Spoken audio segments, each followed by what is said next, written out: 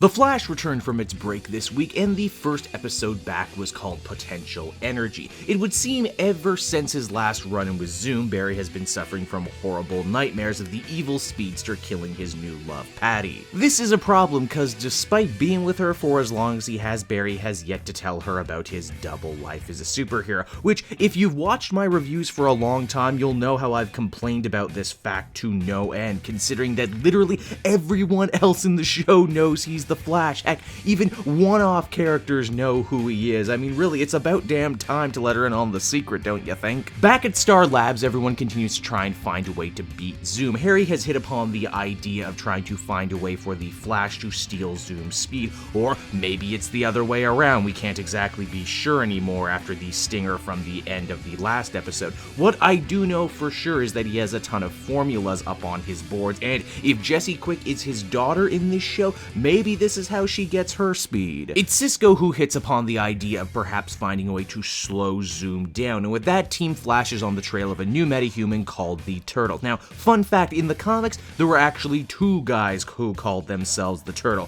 One was a gangster who fought Jay Garrick, and the other was a bank robber called Turtle Man, who obsessed over the original Turtle and had the power to slow people down.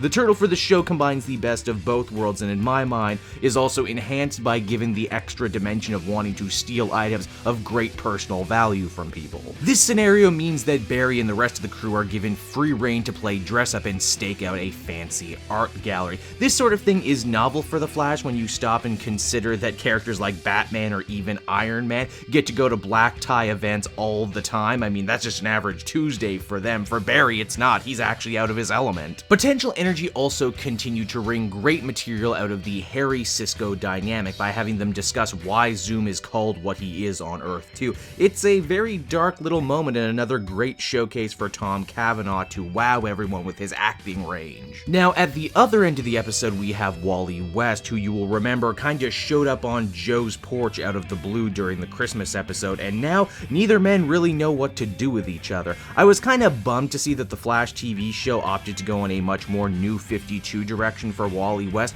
where he's kind of a jerk and a criminal to boot, instead of just being a happy-go-lucky jokester. Of course, the Flash TV show has plenty of those types of characters anyway, so I guess they felt they were diversifying. Yes, they do try and backload Wally with some noble goals about street racing to pay for his sick mother's medical care, but it all rings kinda hollow when he attacks Joe for not being in his life, when we all know Joe had no idea he existed until just recently. It gets even weirder when by the end of Potential Energy, Joe apologizes for stuff he never really did. In fact, most of the final half of this episode is much weaker than the first. It's not helped out by the fact that we have a bad guy who by his very nature is not a fighter and whose main power is to slow stuff down, only for the Flash to have to go faster, then get slowed down more, then to have to go even faster. It's just not near as interesting as it could be. Then there's the whole Patty plot, which just kinda fizzles out. She says that they need to get serious as a couple and no more secrets between them.